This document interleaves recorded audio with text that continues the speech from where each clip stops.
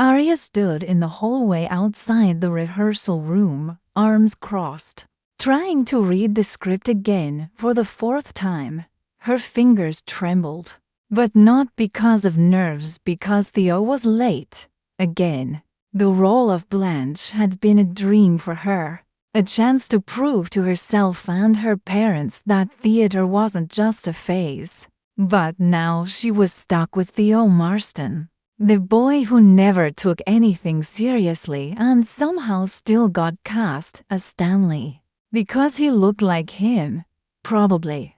That brooding jawline and storm in his eyes thing directors loved.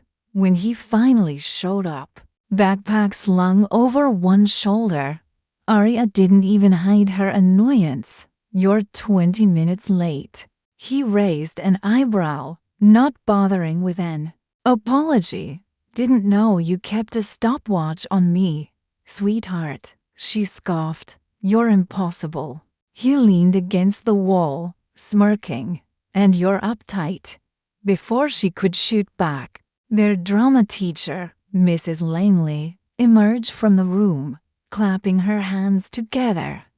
"Theo, Aria, I need chemistry from you two.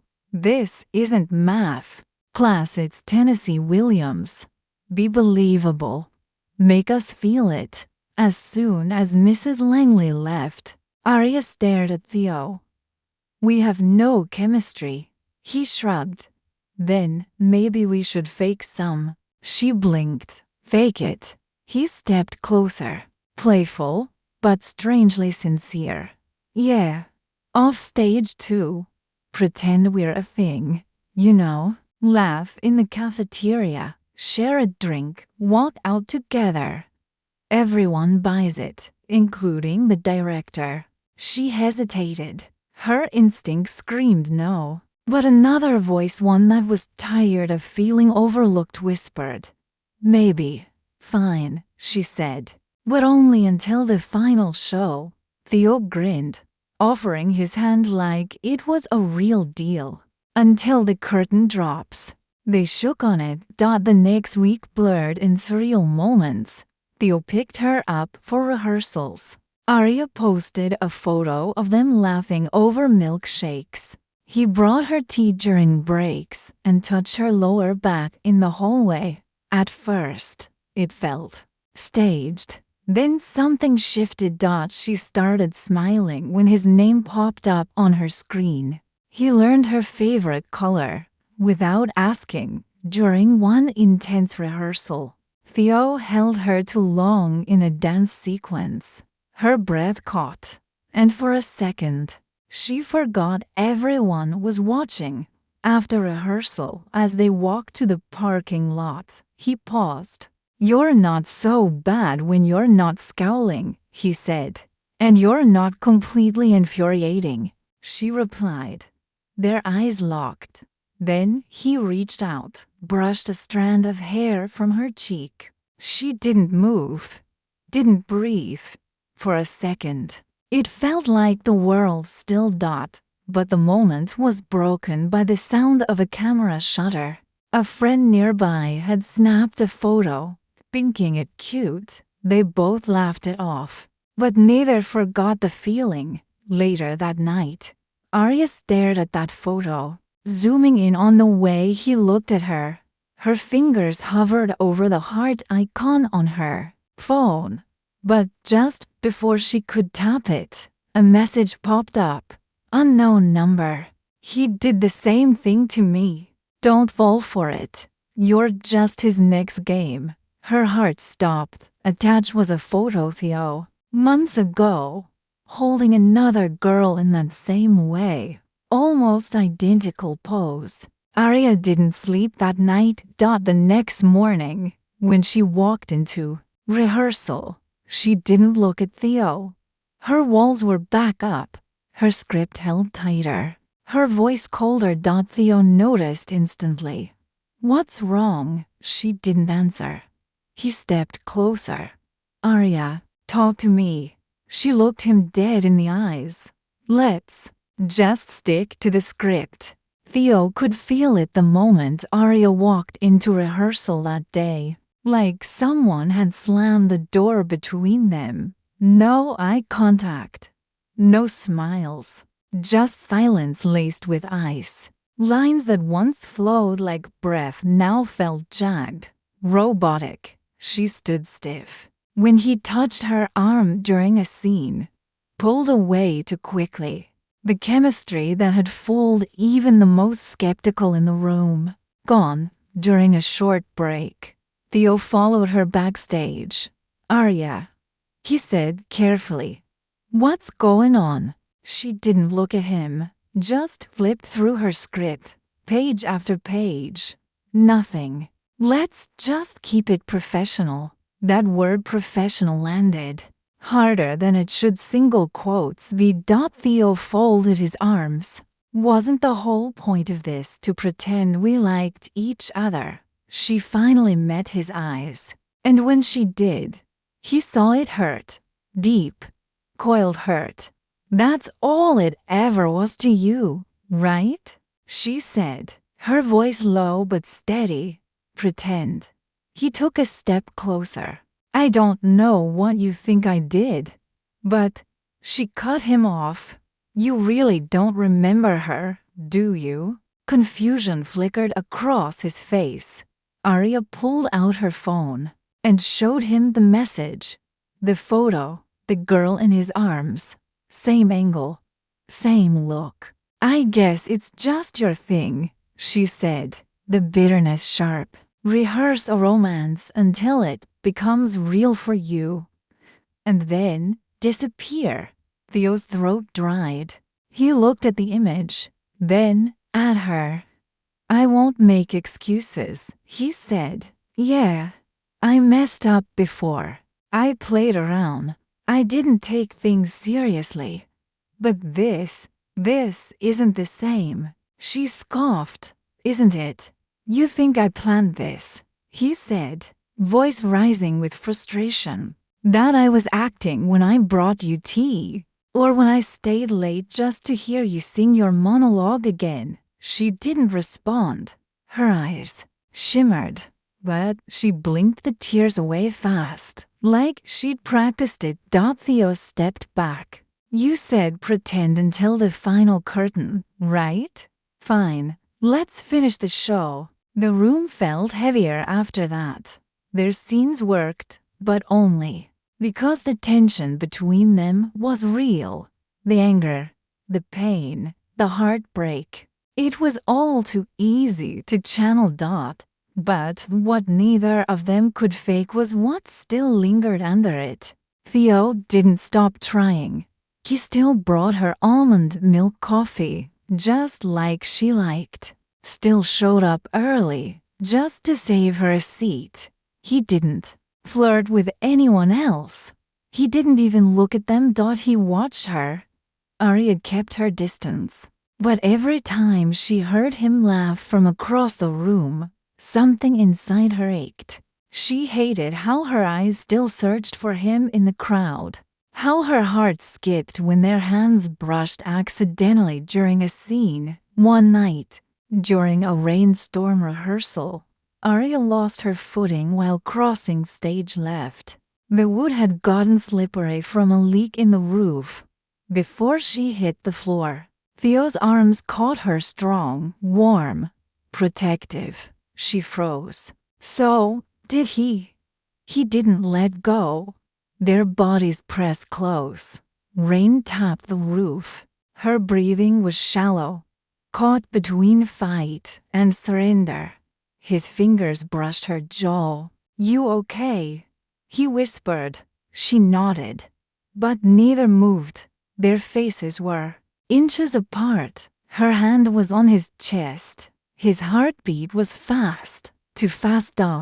And then he kissed her. Not like it was part of a scene. Not like it was pretend. Like he needed it. Like he needed her. And for one suspended second, she kissed him back. The softness, the ache, the truth buried in weeks of denial, it all exploded in that kiss. But as quickly as it happened, Aria stepped back. She stared at him, stunned by herself. I can't," she stammered. "Aria, I need air," she said, grabbing her coat and rushing toward the exit.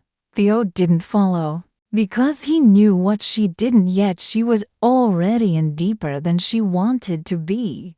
The kiss haunted Aria. She felt it in the quiet moments between class changes, in the way her lips tingled when the wind brushed her face, in the places his hands had touched lightly, carefully, like she was something fragile he didn't want to break. She hadn't been kissed like that before, not in a way that felt like someone had memorized the shape of her sadness. But instead of calling him, she hid.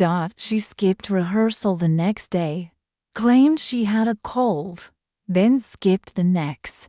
Her texts to Mrs. Langley were apologetic. Her messages to Theo, non-existent. Her phone buzzed every hour, with new notifications but none from him. Just drafts from herself, unsure what to say, how to start, how not to fall apart. The third night, there was a knock on her door. She opened it and froze. Theo, hair damp from the drizzle, hoodie clinging to his shoulders, eyes tired but honest. "I wasn't going to push," he said, hands stuffed in his jacket pockets. "I just needed to know." Aria swallowed. "Know what?" He looked at her, and there was no charm in his gaze this time, just quiet, aching vulnerability. "If that kiss meant something, or if I made a mistake." She stepped onto the porch with him, arms wrapped around herself, not from the cold, but from what she was afraid to feel. "It wasn't a mistake," she said softly. "That's the problem." He exhaled, long and slow. "I've done stupid things before, Aria. Been careless. I never cared how anyone felt until you." She looked down. "I didn't want to fall for someone like you," she whispered. "You were a project, a pact, just something to get through." "I know," he said, stepping closer. "But it stopped being pretend for me weeks ago." Their eyes met, and something between them softened. They sat on the porch for hours after that. No labels, no rehearsing lines. He told her how his parents divorced quietly, and how he started using charm to make people stay. She told him about her mother pushing her toward law school, and how theater was the only time she felt like herself. She laughed. He leaned back and closed his eyes, just listening to her voice like it was music. And somewhere in the quiet, she rested her head on his shoulder. He didn't move. For the first time in weeks, Aria felt calm, like maybe the whirlwind had passed. But peace is never permanent. 2 days later, Mrs. Langley called them in early for a surprise announcement. "Congratulations," she said, grinning. "Theo, you've been offered a last-minute scholarship for the New York Academy of Dramatic Arts. Full ride." The room erupted in cheers. Aria stood frozen. Theo looked stunned. "Wait, what? You've got 2 weeks to decide. They want your audition reel and final performance." Mrs. Langley moved on to the next cast note. Theo turned toward Aria, eyes already searching her face. She wouldn't meet his gaze. Later, outside by the stage door, he found her staring at the falling leaves. "You didn't tell me," she said quietly. "I just found out too. But they contacted you," she cut in, "sent the offer. You were already in talks." "I didn't want to say anything until I was sure." She turned to face him, her voice breaking. "Sure of what?" "That I wasn't worth staying for." Theo stepped forward, desperate. That's not what this is, Aria. This is everything I've worked for. And what am I, Theo? She asked. A rehearsal before you take the real stage. His silence wasn't an answer. She backed away. I need space, she whispered. He didn't follow her this time either. Because some truths aren't just hard, they're timed wrong. And no matter how perfect a kiss is, sometimes it happens in the middle of goodbye. Opening night was 2 days away, and for Aria, every rehearsal felt like bleeding through a spotlight. She said her lines, she hit her marks, she did everything right. But inside, she was unraveling. Theo still came to rehearsals, still delivered every word like his life depended on it. But when the scenes ended, so did the connection. No jokes between takes, no lingering touches. They didn't even make eye contact anymore unless the script demanded it. The stage had become the only place they were allowed to love each other, and it was tearing her apart. During the final act run-through, their characters were supposed to kiss again, desperate, broken, and longing. The room held its breath as Theo stepped closer, eyes full of ache that felt all too real. His hand touched her waist. Her chest rose and fell too fast. Their lips brushed and Aria pulled away.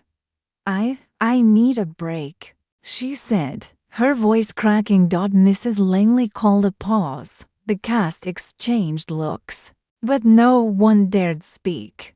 Aria rushed backstage, heart pounding. Her hands trembled as she clutched the edge of the makeup counter, trying to breathe. Her reflection in the mirror looked like someone who'd forgotten who she was. Then, "Can we talk?" His voice, quiet, close. She didn't turn around. "I can't do this. Aria, you're leaving." "I haven't said yes. But you will," she said, finally facing him. "Because it's New York. Because it's everything you've ever wanted." Theo looked pained. "I didn't want this to happen like this. I didn't mean to hurt you." She blinked away tears. "Then why does it feel like you wrote me out of your future before I ever had a chance to belong in it?" Silence stretched between them. "I thought I could handle this," she said. "Pretend it didn't matter. But every time I look at you, I remember the kiss. That night on my porch. Every little thing that stopped feeling fake." Theo stepped closer, cautiously. "I wish I could promise I'd stay, but I'd be lying." Aria nodded. "Then don't make me promises. Just be honest." "I'm scared," he said. "I've never wanted someone like I want you. And the idea of losing that terrifies me." "Then why are you running toward it?"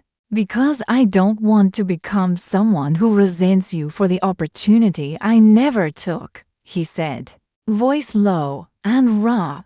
"Even if that means losing you." She turned away, biting her lip to keep it from trembling. He reached for her hand just a touch and whispered, "I'm not asking you to wait. I'm just hoping you don't forget." They stood like that, suspended in silence, not together, not apart, just two people caught between what they wanted and what they had to let go. Opening night came. The lights dimmed. The curtain rose, and for 90 minutes, they became strangers falling in love. The crowd watched breathlessly as Theo begged for her forgiveness, as Aria collapsed into his arms, as they kissed like their lives depended on it. Because in that moment on that stage it was real. The audience roared during the standing ovation. But backstage, there were no cheers, no embraces.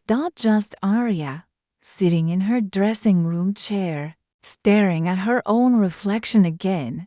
The applause couldn't reach her here. Then a knock. Theo stepped inside, still in costume, his face unreadable. "You were incredible," he said. "You too." They stood in silence for a long time. "I leave next week," he finally said. "But I had to see you one last time like this, as you." Aria's throat tightened. "You'll be great. I'll be alone." She smiled through the ache. "Maybe that's how you learn who you really are." He nodded, slowly, then stepped forward and kissed her forehead soft, reverent, and final. "I'll never forget this," he whispered, "or you." And just like that, he was gone. 3 months later, the auditorium was empty, soaked in silence. Dust hung in sunbeams that slipped through high windows, dancing above the stage where once every heartbeat had echoed like thunder. Aria stepped onto the boards slowly, her fingers trailing along the edge of the set wall that still bore faded traces of their final show. The chairs were folded up now, the lights cold, but the memories were alive. She closed her eyes and whispered a line from the play, one she hadn't been able to forget. "I don't want realism. I want magic." A door creaked open at the back of the theater. She didn't turn, because some part of her already knew. Footsteps, familiar, unhurried. Then a voice, low, steady, cautious. "I figured I'd find you here." Theo. She opened her eyes, but didn't turn yet. Her heart betrayed her before her voice could. "I heard you were back," she said softly. "Just for summer," he replied, walking closer. "I got a job assisting at the city theater downtown." This time she turned. He looked older, not dramatically, but different, softer in the eyes, tired in a way success makes you. And yet still him. "How's New York?" she asked, barely above a whisper. "Loud, messy, brilliant, lonely." She smiled, but it didn't reach her eyes. "I watched your audition on the school's Instagram. You were..." She caught her breath. "You were electric." "Wasn't acting," he said. "Not when it was about you." A silence stretched, thick with everything they hadn't said. "I didn't come to break anything open," he said. I needed to see you. Just once. Not as a memory, as a moment." She looked at him fully then. "Theo," she said, gently, "why now?" He stepped closer, searching her face like a page he wasn't ready to stop reading. "Because I've been kissing strangers in scenes, but I've only been thinking about the one kiss that wasn't scripted." Tears gathered in her eyes, unwelcome but honest. "I tried to forget you," she admitted. "I know. I failed." "So did I." He closed the final distance between them, slowly, like giving her time to stop him. She didn't. His hand found her face, thumb brushing her cheek like a memory made flesh. "This isn't New York," she whispered, choking on the words. "It's not the life you chose." He shook his head, eyes locked on hers. "No, but it's the only place that felt like home." Their lips met soft at first, then deeper. Not desperate, not afraid, just full of every word they never found. When they pulled back, her forehead rested against his. "What now?" she whispered. "I'm not asking for forever," he said. "I'm just asking for today." She smiled through her tears. Today sounds perfect. They sat in the front row of the empty theater, hands intertwined, laughter soft and slow like the final notes of a song. Outside, summer lit the world with possibility inside. Under dimmed lights and fading echoes, they stopped pretending. Because sometimes the story doesn't end when the curtain falls. Sometimes it begins there.